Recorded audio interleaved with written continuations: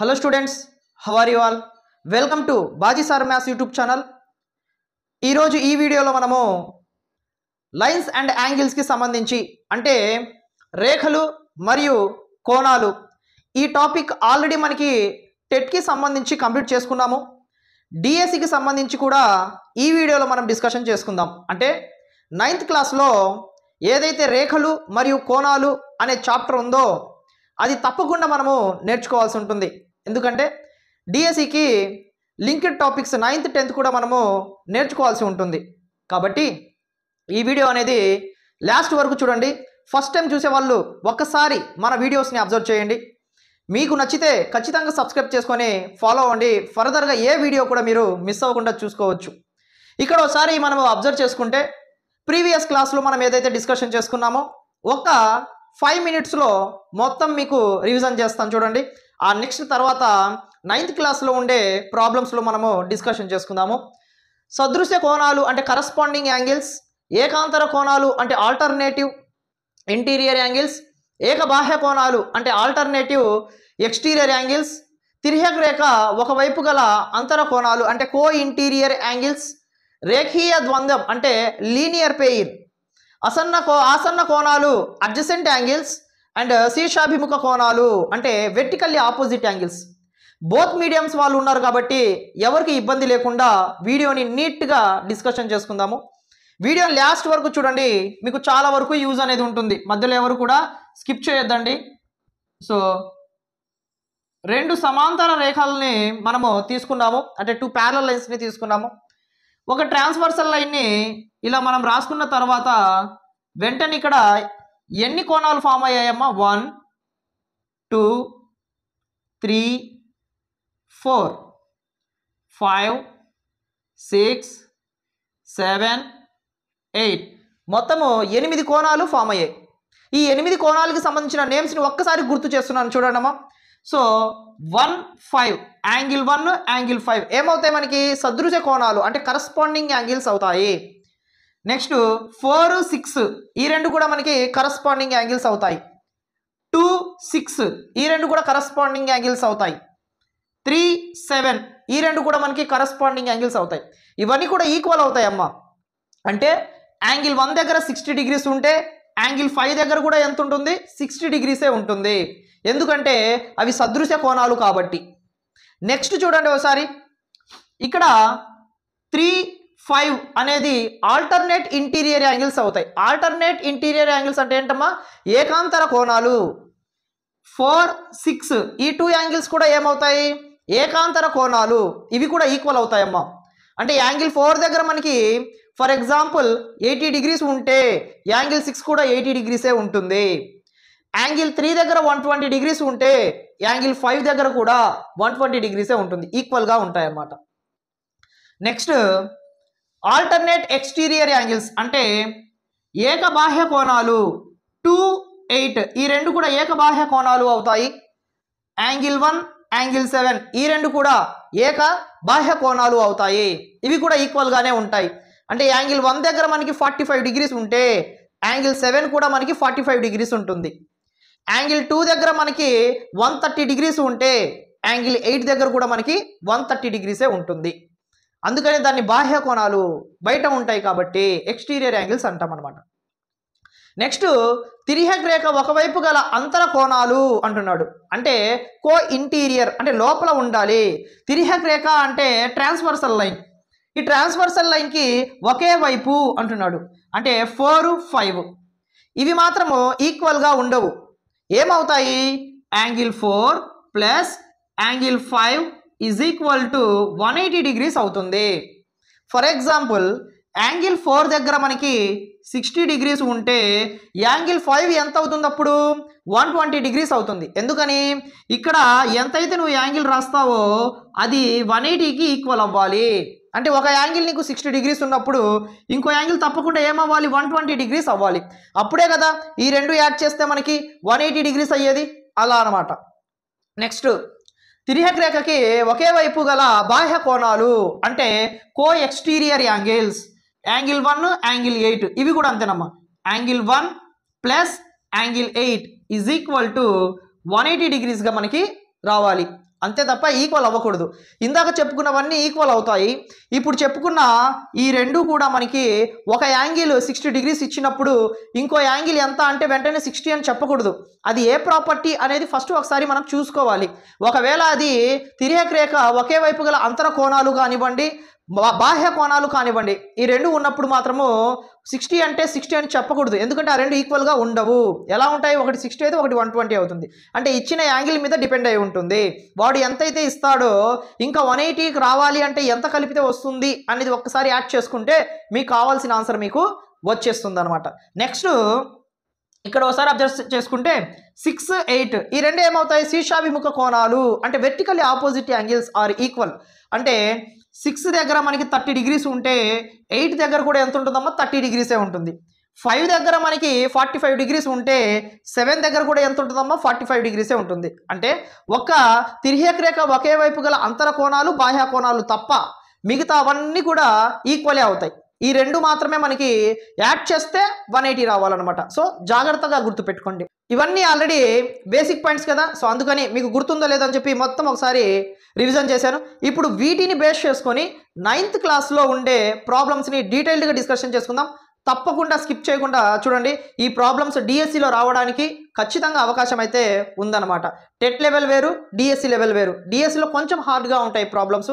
So ఖచ్చితంగా మనకి 9th, 10th కూడా చూసుకోవాల్సిన రెస్పాన్సిబిలిటీ ఉంది. కాబట్టి 9వ తరగతికి సంబంధించి ఈ కోణాలు మరియు రేఖలు ఈ చాప్టర్ గురించి డిస్కషన్ చేసుకుంటున్నాం అనమాట.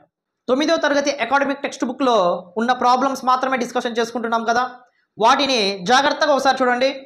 ఇక్కడే మనం వెంటనే డయాగ్రామ్ని చూసిన వెంటనే చేసుకోవచ్చు.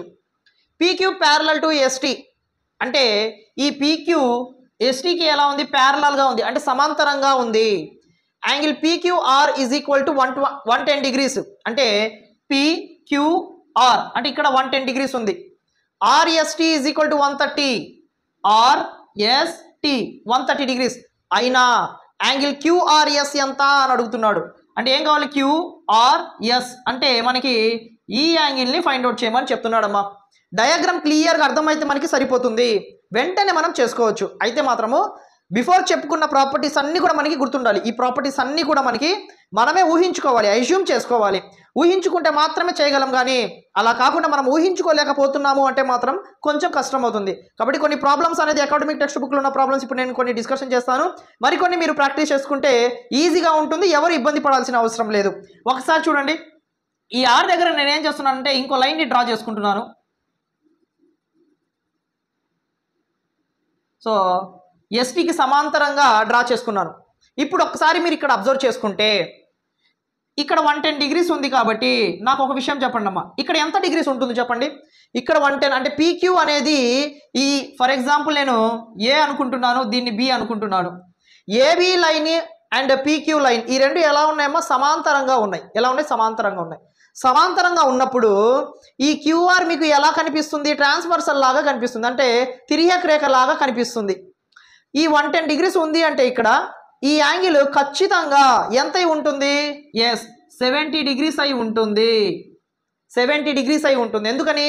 కో ఇంటీరియర్ అంటే తిర్యక్ రేఖకి ఒకే వైపు గల అంతర కోణాలు ఎంత ఉంటుంది? 180 డిగ్రీస్ ఉంటుందని ఆల్రెడీ చెప్పాను నేను. రెండు యాడ్ చేస్తే ఒకటి 110 ఉంది కాబట్టి ఇంకోటి ఎంత ఉంటుంది? 70 డిగ్రీస్ ఉంటుంది.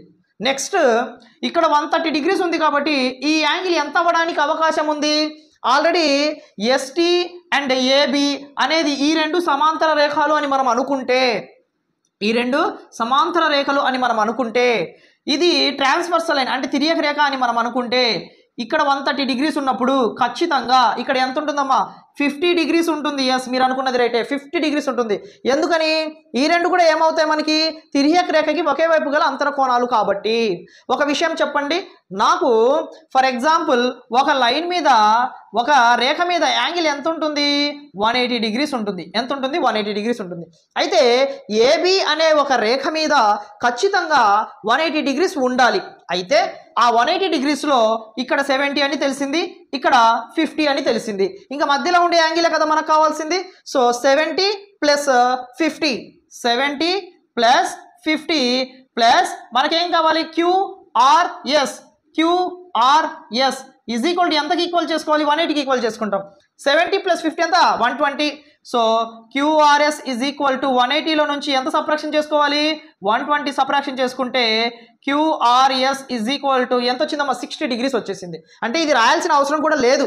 కాకపోతే మన ఛానల్ చూసే వాళ్ళందరూ కూడా నాన్ మ్యాథ్స్ స్టూడెంట్స్ కాబట్టి ఫాస్ట్గా చెప్తే అర్థం అవ్వదు అని చెప్పేసి ఇలా రాశాను. అదే మీరు కొన్ని ప్రాబ్లమ్స్ ప్రాక్టీస్ చేశారనుకోండి, ఇక్కడ ఉండే ప్రాపర్టీస్ని బేస్ చేసుకొని మనము అసలు క్యాలిక్యులేషన్ లేకుండా కంటితో చూసి వెంటనే ఆన్సర్ అని మనము పెట్టుకోవచ్చు. అంటే ఇక్కడ ఎంత ఉంటుంది మనకి 60 డిగ్రీస్ ఉంటుంది. అదే కదా మనల్ని అడిగింది, వెంటనే అయిపోతుంది. కొన్ని ప్రాబ్లమ్స్ చేసుకుంటే ఎగ్జాక్ట్లీ డయాగ్రామ్ చూసిన వెంటనే ఫస్ట్ మనము ఊహించుకోవడం అనేది చాలా ఇంపార్టెంట్. ఊహించుకుంటేనే మనకి ఏ ప్రాపర్టీ యూజ్ చేస్తే వస్తుంది, ఇక్కడ ఉన్న ప్రాపర్టీస్లో ఫలానా ప్రాపర్టీ యూజ్ చేస్తేనే మనకు ఆన్సర్ వస్తుంది అనే మినిమం నాలెడ్జ్ మనకి ఖచ్చితంగా ఉండాలి. అది ఎప్పుడు వస్తుందంటే కొన్ని ప్రాబ్లమ్స్ చేస్తుంటే వచ్చేస్తుంది, ఎవరు ఇబ్బంది పడాల్సిన అవసరం లేదు. ఇప్పుడు ఇక్కడ ఉంది, ఈ డయాగ్రామ్ని చూసాం. ఈ డయాగ్రామ్లో ఒకసారి మీరు అబ్జర్వ్ చేసుకుంటే AB parallel to CD, AB అనేది సిడికి ఎలా ఉంది సమాంతరంగా ఉంది. అయితే angle APQ is equal to 50 degrees అంటున్నాడు. చూడండి ఏపీక్యూ అంటే ఇక్కడ 50 డిగ్రీస్ ఉంది. మరియు angle PRD is equal to 127 అంటున్నాడు. పిఆర్డి ఎంత 127 ఇచ్చేసాడు. అయినా ఎక్స్ కామా వైలను కనుగొనండి అంటున్నాడు. అంటే ఎక్స్ వై రెండింటిని కనుగొనండి అంటున్నాడు. మనకి డిఎస్సి ఎగ్జామ్ పాయింట్ ఆఫ్ వ్యూలో ఇలా 2 వాల్యూస్ అయినా అడగొచ్చు, లేదా ఒక వాల్యూ అయినా అడగొచ్చు. ఓకేనా, కానిది ఏది అని కూడా అడగొచ్చు. కాబట్టి మనము ప్రాబ్లమ్ని నీట్గా రీడ్ చేసుకొని చేయగలిగితే చాలు. రీడ్ చేసుకుని ఎలా చేస్తాం, ఫస్ట్ మనకి కాన్సెప్ట్ అనేది చాలా ముఖ్యం అనమాట. కాన్సెప్ట్ మనకి తెలిస్తే తను ఎలా ఇచ్చినా ప్రశ్న అనేది మనము ఈజీగా చేసుకోవచ్చు అనమాట. ఇక్కడ చూసిన వెంటనే ఎక్స్ వాల్యూ ఫైండ్ అవుట్ చేసుకోవచ్చు. ఎక్స్ వాల్యూ ఎంత చూసిన వెంటనే చాలా మంది ఇప్పటికీ ఫైండ్ అవుట్ చేసి ఉంటారు.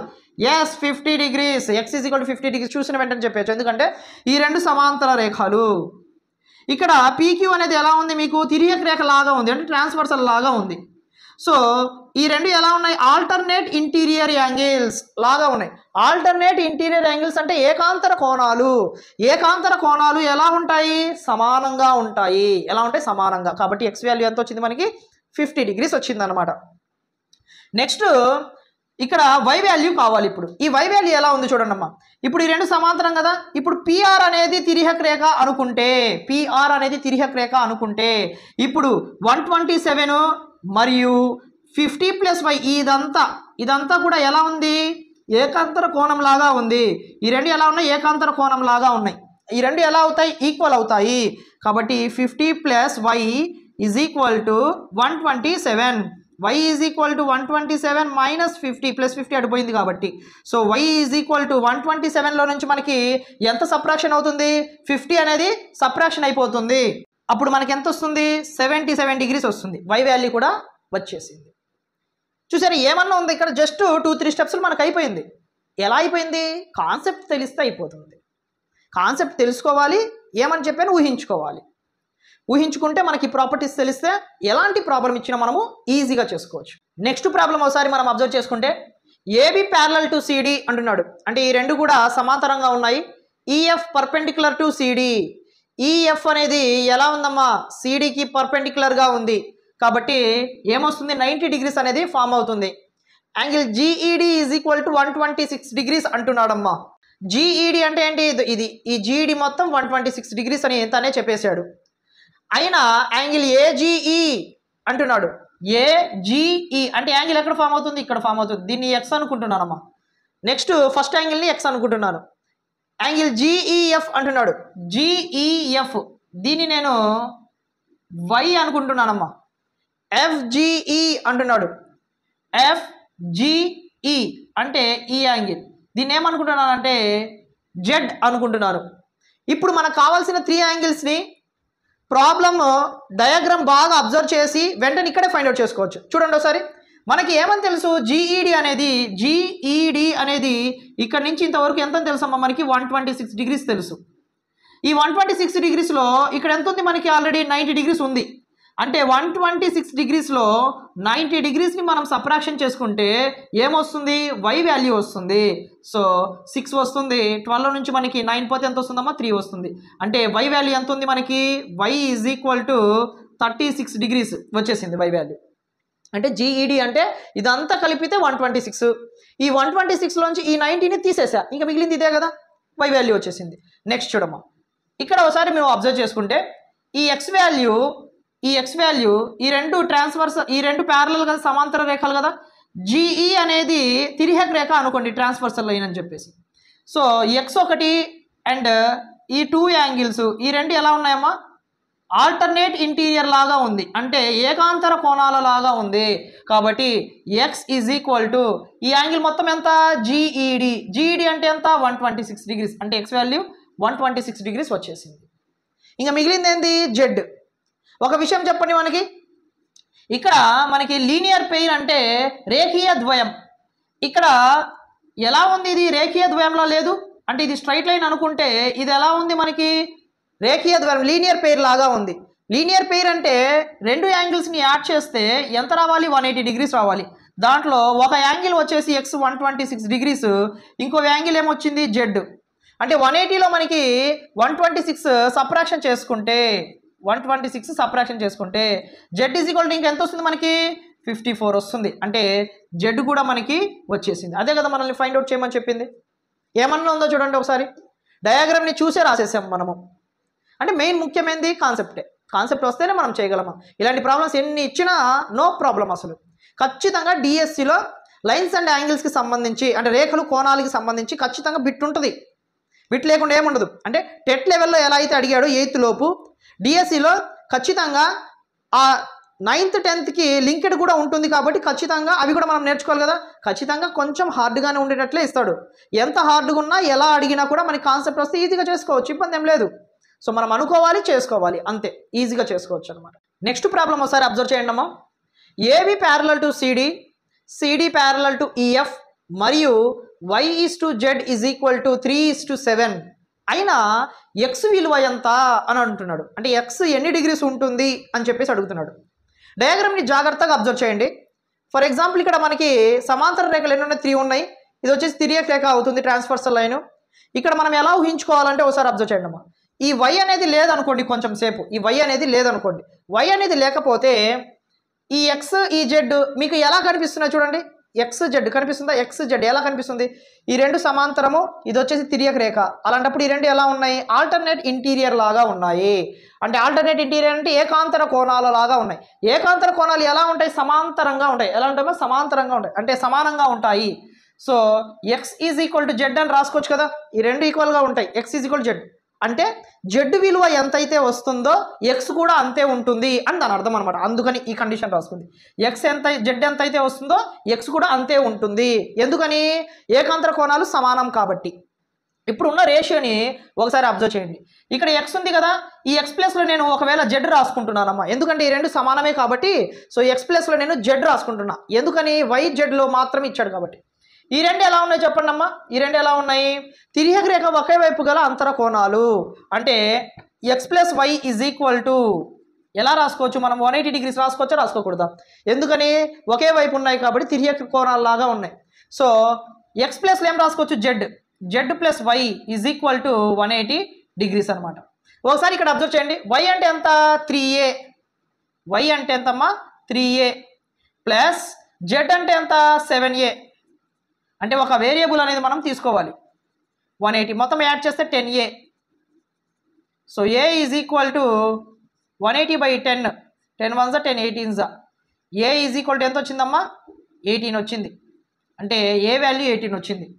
మనకేం కావాలి, జెడ్ కదా కావాల్సింది. సో జెడ్ అంటే ఎంత, జెడ్ అంటే ఎంత, 7a. So Z is equal to 7/18. So Z is equal to 126 degrees. నేను ముందే చెప్పాను, జెడ్ ఎంత అయితే వస్తుందో ఎక్స్ కూడా అంతే ఉంటుంది అని చెప్పేసి. So therefore X is equal to ఎంతమ్మా, 126 అయిపోయింది. సో మనల్ని కనుక్కోమంది ఎక్స్ కాబట్టి ఎక్స్ని కనుక్కున్నాం అనమాట. సడన్గా పవర్ పోయిందమ్మా, ఏమనుకోవద్దు. సో XY మరియు MNలు O వద్ద ఖండించుకున్నాయి. Angle POY is equal to 90 degrees మరియు A/B ఈజ్ ఈక్వల్ టు 2:3 అయిన Cను కనుగొనండి అంటున్నాడు. సో డయాగ్రామ్ అనేది పక్కన డ్రా చేశాను. మనము ఇప్పటిదాకా డిస్కషన్ చేసుకున్నాం కదా ప్రాబ్లమ్స్.